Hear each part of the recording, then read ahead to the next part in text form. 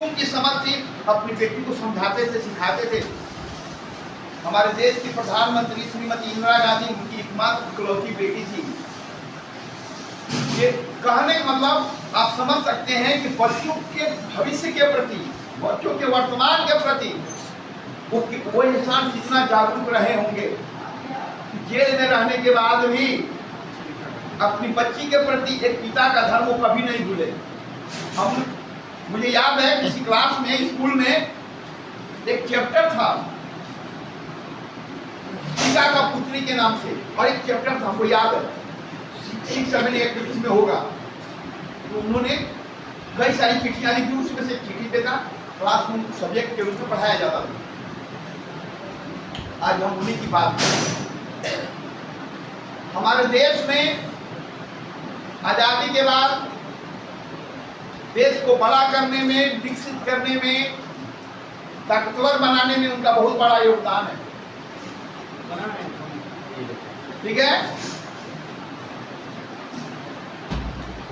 कोई बात नहीं। हम माने या ना माने, कहें या ना कहें, किसी भी घर में जो बच्चे होते हैं वही घर की सबसे बड़ी दौलत माने जाते हैं, है ना? जी सर। तो आप अपने घर के बच्चे हैं, आप अपने घर की दौलत तो हैं ही, आप हमारे देश की अमानत हैं। आप जितने मजबूत होंगे, जितने सफल होंगे, देश उतना ही मजबूत और सफल होने की संभावना रखता है। आज 14 नवंबर है, इसको हमारा देश बाल दिवस के रूप में अपने प्रथम प्रधानमंत्री श्री जवाहरलाल नेहरू के जन्मदिन पर मनाता है, और इस दिन को हम बाल दिवस के रूप में। शीर्षक है दाग। राजेश खन्ना की फिल्म है। हाँ सर,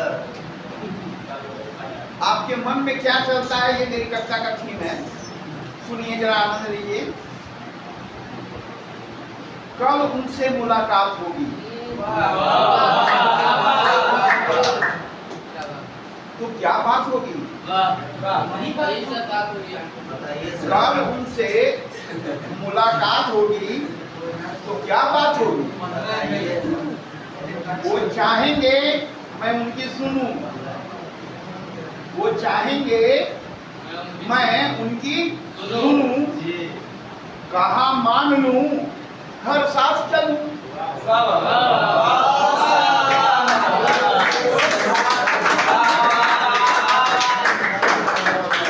चाहता तो हूँ मैं, चाहता तो हूँ मैं, उनसे कहूँ वो क्या मान लेंगे, अपने बेटे को पहचान लेंगे। चाहता तो हूँ मैं, उनसे कहूँ वो क्या मान लेंगे, अपने बेटे को पहचान लेंगे।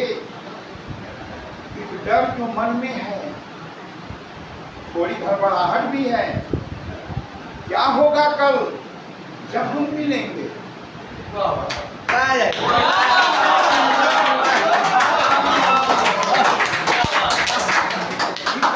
एक डर जो मन में है, थोड़ी घबराहट भी है, क्या होगा कल जब हम मिलेंगे। लगता है वो अपनी ही कहेंगे, लगता है वो अपनी ही कहेंगे। एक दाग जो लग गया, हवाई सब जान गए, बुराई जल्दी फैलती है। हवा हवाई सब जान गए, मेरी बुरी आदतें पहचान गए। अब महीनों बाद हम मिलेंगे, अब महीनों बाद हम मिलेंगे। क्या वो मेरे गिले शिकवे सुनेंगे?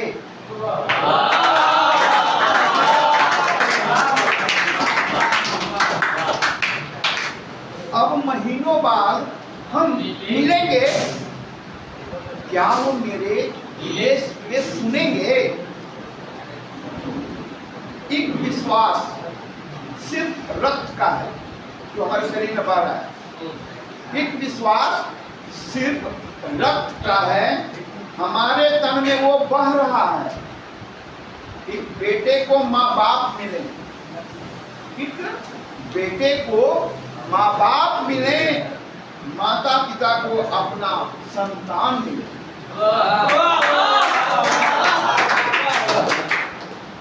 एक बेटे को माँ बाप मिले, माता पिता को अपना संतान मिले, पूजा कुछ भी ना मिले और कुछ ना भी मिले तो चलेगा, पूजा कुछ भी ना मिले। बंद होठों से, जुबान बंद रहती है ना जब हम मिलते हैं, कुछ करते नहीं है, मन में तो 50 चीजें हैं। बंद होठों से सिर्फ धुआं निकले, बंद होठों से सिर्फ धुआं निकले अगर हम कर में। कैसी लगी कविता? एक छोटी सी कविता और है जो टॉपिक से जुड़ा हुआ है।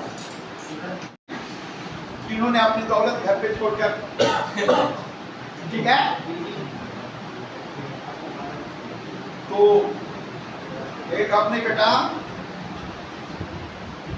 समझदार है, अगर आपको अपनी बीवी से प्यार है तभी मजेदार है, वरना बेकार है।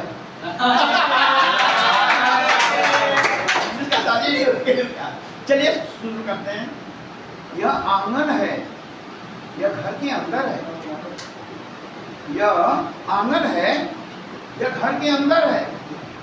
एक कोने पे तुलसी है, एक कोने पे तुलसी है, दीप जलाती इधर उधर घूमती, घर आंगन की पूर्ण मूरत है। घर में कोने पे तुलसी है, दीप जलाती इधर उधर घूमती, घर आंगन की पूरी मूरत है। पता है ना किसके बारे में आप कह रहे हैं?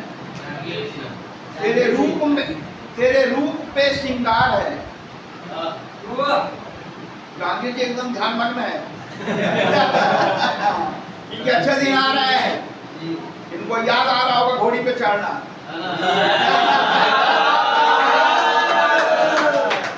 तेरे रूप पे श्रृंगार है, नेत्रों में दमकता सूर्य चंद्र तुम्हारा उपहार है। अपनों को देख के आंखों में चमक रहती है ना, जीवन दमकता है ना। जल रही, ध्यान से सुनिए, बड़ा बता रहे हैं। जल रही, पक रही, सुगंध से सांस भर रही, तेरे हाथों से चलती, जीवन में प्राण भरती, तू घर की माँ है। तू ही घर की माँ, तू घर की माँ है। माना, माना कि तेरे भी सपने हैं, माना तेरे भी सपने हैं। देख घर में सब तेरे अपने हैं। माना कि तेरे भी सपने हैं। देख घर में तेरे सब अपने हैं। तू जो चाहे, घर में कोई भी लड़की जाती है ना दूसरे घर में, इसका एकमात्र इसका विश्वास उसका पति होता है।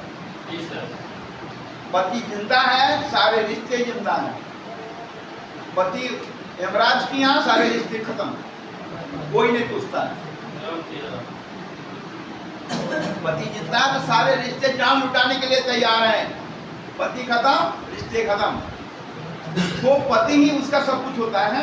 उसी पे आगे का लाइन है, तू जो चाहे आसमान छूना चाहे, तू जो चाहे आसमान छूना चाहे, पंख तेरे भी हैं, वो भी उड़ना चाहे।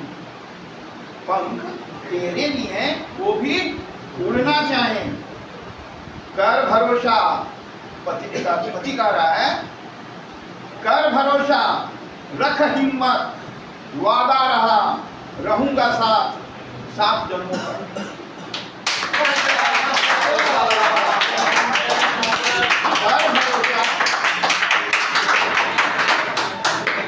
कर भरोसा, रख हिम्मत, वादा रहा, रहूंगा साथ 7 जन्मों तक। चल एक अपने चल उठ बढ़ा हाथ। उनकी समझ थी, अपनी बेटी को समझाते थे, सिखाते थे। हमारे देश की प्रधानमंत्री श्रीमती इंदिरा गांधी उनकी एकमात्र इकलौती बेटी थी। ये कहने का मतलब आप समझ सकते हैं कि बच्चों के भविष्य के प्रति, बच्चों के वर्तमान के प्रति वो इंसान कितना जागरूक रहे होंगे। जेल में रहने के बाद भी अपनी बच्ची के प्रति एक पिता का धर्म वो कभी नहीं भूले। मुझे याद है किसी क्लास में, स्कूल में एक चैप्टर था पिता का पुत्री के नाम से, और एक चैप्टर था हमको याद है 6, 7, 8 में होगा। तो उन्होंने कई सारी चिट्ठियां लिखी, उसमें से चिट्ठी पे था क्लास में सब्जेक्ट के रूप में पढ़ाया जाता था। आज हम उन्हीं की बात करें। हमारे देश में आजादी के बाद देश को बड़ा करने में, विकसित करने में, ताकतवर बनाने में उनका बहुत बड़ा योगदान है। ठीक है, कोई बात नहीं। हम माने या ना माने, कहें या ना कहें, किसी भी घर में जो बच्चे होते हैं वही घर की सबसे बड़ी दौलत माने जाते हैं, है ना? जी सर। आप अपने घर के बच्चे हैं, आप अपने घर की दौलत तो हैं ही, आप हमारे देश की अमानत हैं। आप जितने मजबूत होंगे, जितने सफल होंगे, देश उतना ही मजबूत और सफल होने की संभावना रखता है। आज 14 नवंबर है, इसको हमारा देश बाल दिवस के रूप में अपने प्रथम प्रधानमंत्री श्री जवाहरलाल नेहरू के जन्मदिन पर मनाता है, और इस दिन को हम बाल दिवस के रूप में जरूरी है। एक तो हम सारा राष्ट्र अपने प्रथम प्रधानमंत्री का कृतज्ञ होता है कि उन्होंने देश को अपनी सेवाएं दी, अपनी जिंदगी दी, और दूसरा कई जवाहर पैदा होंगे। इस उद्देश्य से बाल दिवस के दिन बच्चों के भविष्य के लिए कई कार्यक्रम चलाए जाते हैं, कई योजनाएं हमारे देश में चलती है। आज आपको छोटा 2 मिनट का डिटेल्स देता हूं। पहला है वर्तमान और भविष्य। वर्तमान जिस उम्र में आप हैं, बच्चों का भविष्य कैसा होना चाहिए और वर्तमान कैसा होना चाहिए। यहां हिंदुस्तान में जन्मा हुआ हर बच्चा, चाहे वो किसी भी जाति का हो, उसकी आर्थिक स्थिति कैसा भी हो, देश उसे एक समान, एक श्रेणी का मानता है, और ये अधिकार बाल दिवस के रूप में देश के बच्चों को मिला है। यहाँ का हर बच्चा समान है, समान अधिकार है। आप किसी भी जाति के हो, आप किसी भी धर्म के हो, सिर्फ आपको भारत की भूमि पे जन्म लेना होगा, आपको वो सारे अधिकार मिलेंगे जो यहाँ के किसी भी नागरिक को बड़ा बनाने में मदद करता है। क्लियर? भेदभाव रहे, आपको किसी भी प्रकार से प्रताड़ित नहीं किया जा सकता है। ये अधिकार हमारा संविधान यहाँ के बच्चों को देता है। आप हिंदुस्तान के हर कुर्सी के हकदार हैं अपनी योग्यता के कारण। वहां न आपकी जाति, न आपका धर्म, न आपका रूप और रंग, न लिंग, स्त्री के दिन भारत के बच्चों को मिला। समझ में आई बात? धर्म के आधार पर कि आप किसी भी धर्म के हो, आपसे कोई घृणा नहीं कर सकता है, आपसे कोई नफरत नहीं कर सकता है। आपको क्लियर? सब धर्म को यहाँ बराबर एक दृष्टि से देखा जाता है। आपको पूरी जिंदगी अच्छी दी जाती है, यहाँ के हर बच्चे को अच्छी जिंदगी दी जाती है। जाति की बात मैं कर ही चुका हूं। जन्म स्थान, आप हिंदुस्तान के किसी भी कोने से आप आए हो, आप हर वो चीज पाने के हकदार हैं जो यहाँ के हर नागरिक को मिलता है। ठीक है? बाल दिवस में बच्चों के दिन लिए कुछ उसूल नियम बनाए गए हैं, अधिकार दिए गए हैं कि बच्चों को क्या क्या अधिकार मिलता है हमारे देश में। कुछ छोटा मोटा चीज में उदाहरण बता रहा हूँ। स्वतंत्रता, आजादी, कुछ भी पढ़ने की, जिंदगी में कैरियर बनाने की यहाँ के हर बच्चे को अधिकार है, जो घर की बेटी हो या बेटा हो। समझ में आई बात? आप पुरुष हो, स्त्री हो, मतलब लड़का हो, लड़की हो, या ताली बजाने वाला एक जाति होता है ना, वो भी हमारे भाई बहन हैं। उनको भी अगर वो पढ़ें लिखें और अपनी योग्यता हासिल करें तो देश का कोई ऐसा कुर्सी नहीं है जिस पे वो बैठने के हकदार नहीं है। बात समझ में आई? कि तीन ही जेंडर चलता है ना दुनिया में, तो हमारे देश में संविधान में बच्चों को चाहे किसी भी रूप में हो एक समान अधिकार और स्वतंत्रता मिला है। गांव घर कहीं भी छोटे छोटे बच्चे घर चलाने के लिए कुछ ना कुछ मजदूरी करते हैं, नौकरी करते हैं।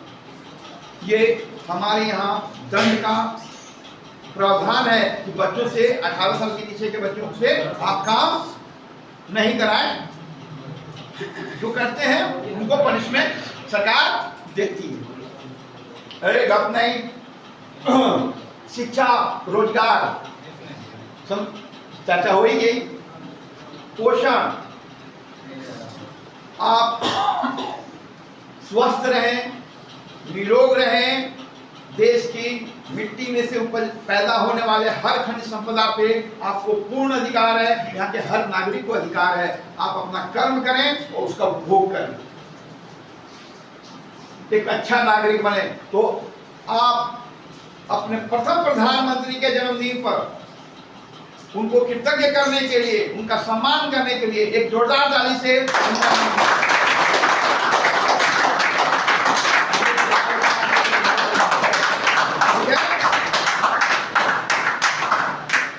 अब हम टॉपिक पे आते हैं।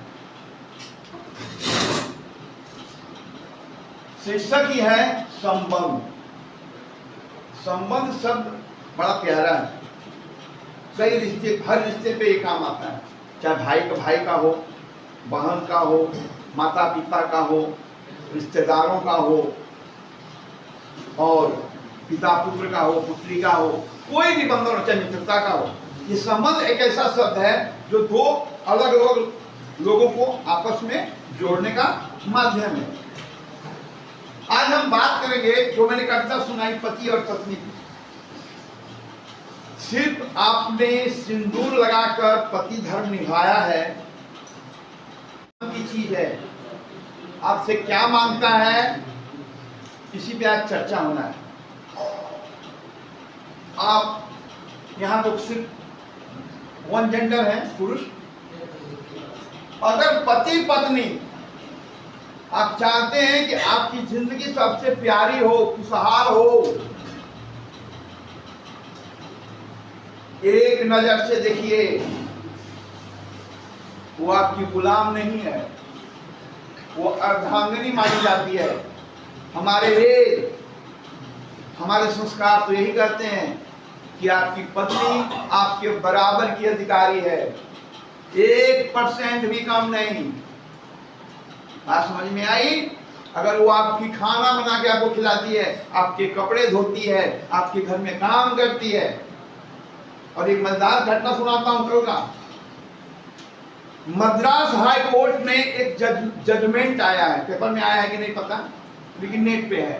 बड़ा प्यारा है, इसका असर हमेशा हिंदुस्तान में देखने को मिलेगा भविष्य में, कि अगर आपने जिंदगी में कुछ भी कमाकर खरीदा है, जैसे जमीन, दौलत, बॉन्ड, रुपया, कुछ भी आपके नाम पे है, अगर आपके दिमाग में है कि मैं ही तो मैं हूं सलमान खान की तरह, गलतफहमी में है, उसका 50% अधिकार आपकी पत्नी को जाता है, आपकी माँ को जाता है, आपकी बहन को जाता है, आपकी बेटी को जाता है। चाहे परिवार का कोई भी सदस्य खरीदे। बात समझ में आई? क्यों? कि आपकी पत्नी अपनी पूरी जिंदगी उसी परिवार को समर्पित करती है जिस घर में आप रहते हैं। ये किसी काम का नहीं है, मैं ही तो मैं हूं, इसके होने से आप हैं, ठीक है ना। इसलिए सरकार ने, मद्रास कोर्ट ने स्टेटमेंट दिया है कि परिवार के किसी भी सदस्य, पति के नाम पे, पिता के, किसी का भी नाम से कोई भी संपत्ति हो, उसमें उस घर की जो फीमेल्स हैं उनका भी संपूर्ण अधिकार होगा। बात समझ में आई? विशेषकर पति पत्नी पे ही डिपेंडेंट।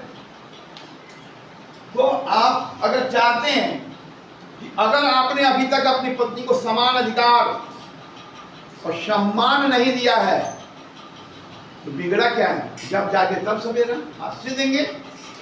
अगर आप नहीं देंगे 100% आप जानिए आपको भी मिलने से रहा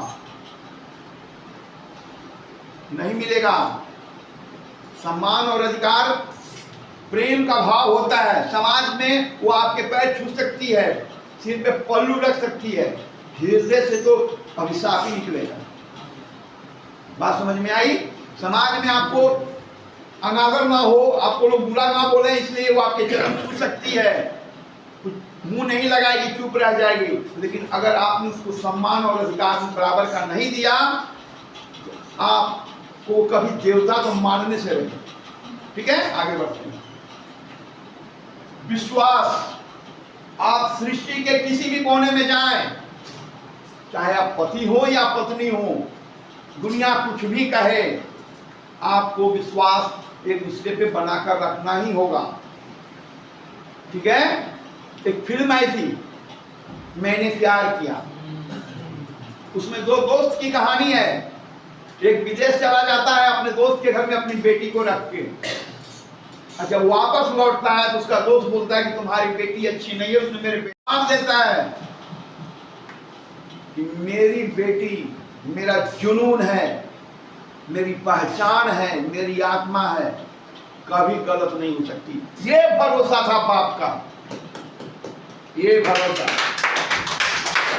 आप ये विश्वास कभी भी न खोएं, आपको विश्वास ही रिटर्न मिलने वाला है, दुनिया कुछ भी कहे। ठीक है। पति पत्नी की बात तो हर संबंध पे लागू होता है, लेकिन विशेषकर यहाँ पत्नी की बात हो रही है। कोई कुछ भी कहे गंगा जी में खड़ा कि तुम्हारी पत्नी बुरी है, सीधा जब मैं जानता हूं ना, मैं ना शादी करके लाया, मैं देखूंगा कि क्या करना है। आप ज्ञानवर्धन ना करें, सीधा जवाब दीजिए। आप दोनों के रिलेशन में कोई नहीं घुसेगा, चाहे वो पत्नी जवाब दे चाहे आप जवाब दें। ये विश्वास होना चाहिए। प्यार, गप नहीं, प्यार। मंजिल जी, लड्डू आपके भी हाथ में है, जहांगीर का है तो है तो है। सुधांशु शुभम क्या नाम है वैसे बाबा? हाँ, उसको मत बांटिए, आपके उसके काम का नहीं है। चलिए साथ रहिए, वो बच्चा है अभी। अब आप बढ़ते हैं आगे। प्यार, प्यार उसी के भरोसे तो कोई 20 साल की उम्र तक अपने घर में रहकर आपके यहाँ आई है, वो तो आपसे मिलना चाहिए। अगर उसमें कंजूसी करते हैं तो सुधारना होगा ना। जो खो गया, जो समय बीत गया, उसको तो आप नहीं लौटा सकते हैं, लेकिन जितनी सांस बच गई, गप नहीं, जितनी सांस बच गई वो तो उसका है, लौटाइए प्यार। कुर्सी पर बैठा है, पत्नी आई तो खड़ा, आहा के बैठा हो ना, ये कद्र है नहीं।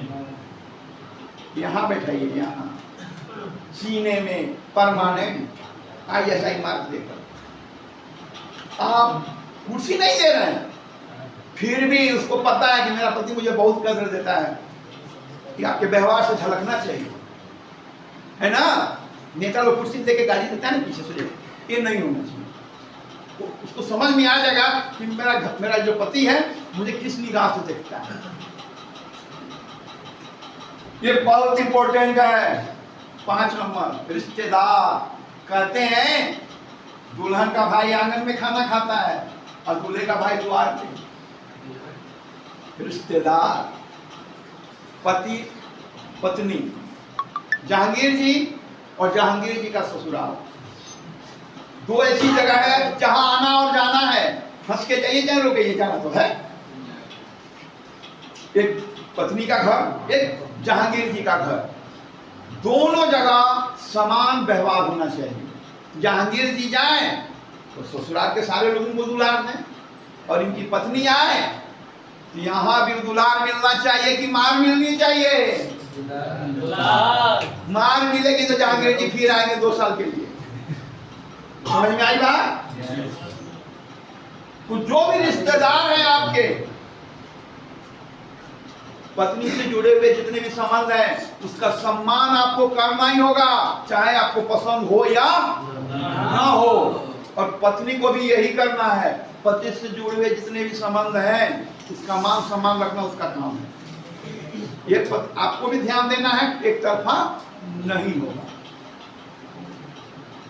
और छठा पॉइंट जो मैं जिक्र कर, हमारे पुराण, हमारा जो संस्कार है, उस समय इसका महत्व था।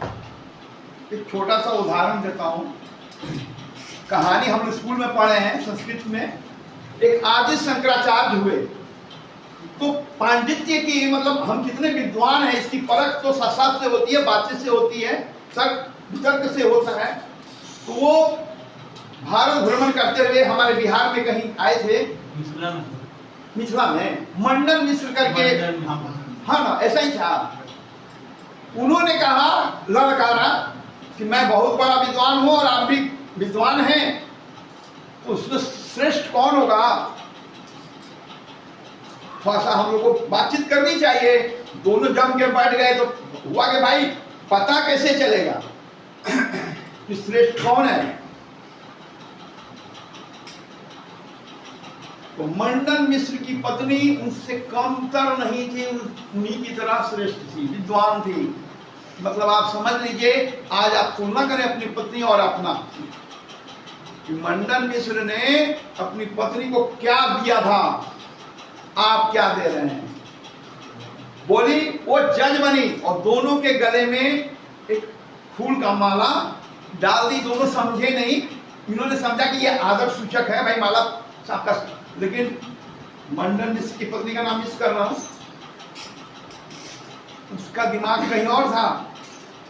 दोनों में तर्क चला, कई घंटा चला होगा। रिजल्ट आया,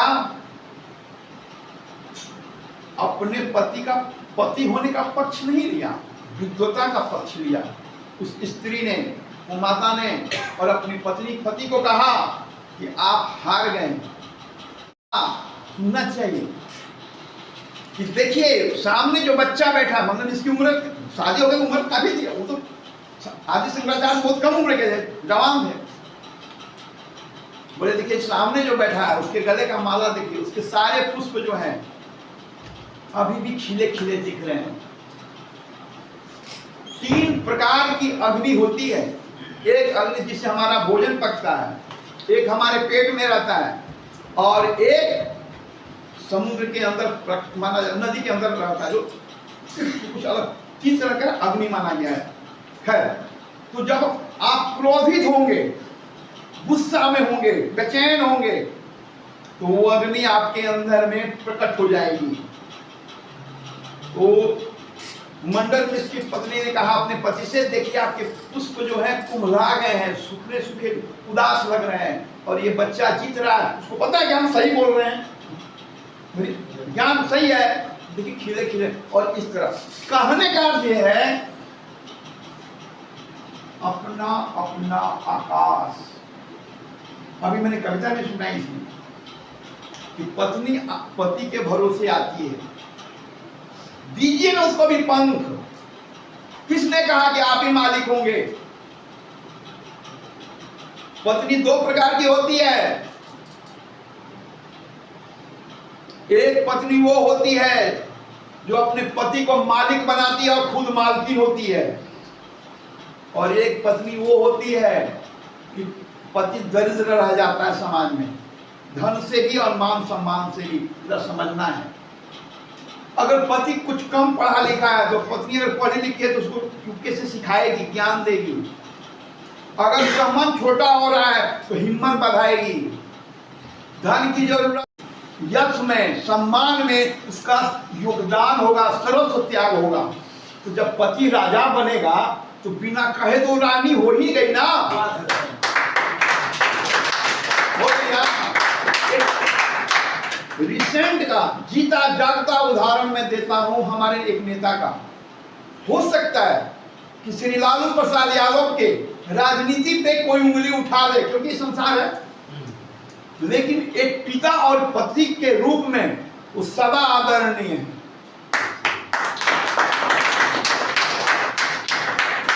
वेटनरी कॉलेज इसी पटना में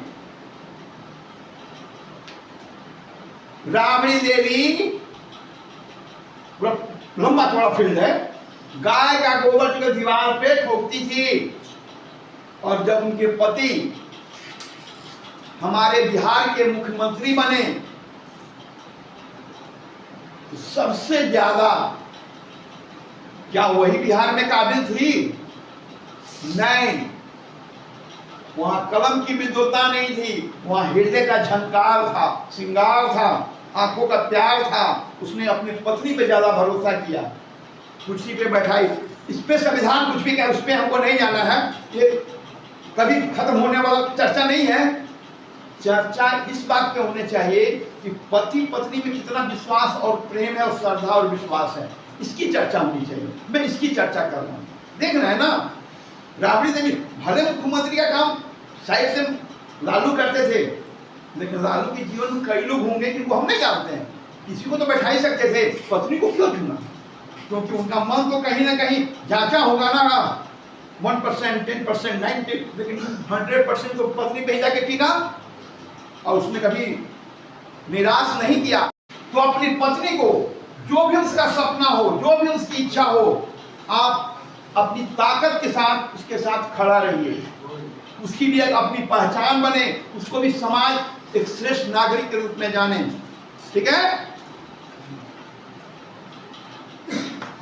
चाय पिए ना अभी कुछ देर पहले?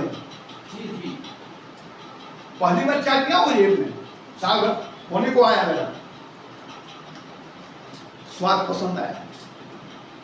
ये जो फीलिंग्स है आपके घर में भी दिखनी चाहिए। जब आप खाना खाएं, जब आप कपड़े पहने, जब घर में कोई काम करवा रहे हो और पत्नी ने आपको पूर्ण सहयोग दिया हो, तो कभी गजरे का फूल लेके जाइए, उनको भी आप 20-25 रुपया खर्चा कीजिए।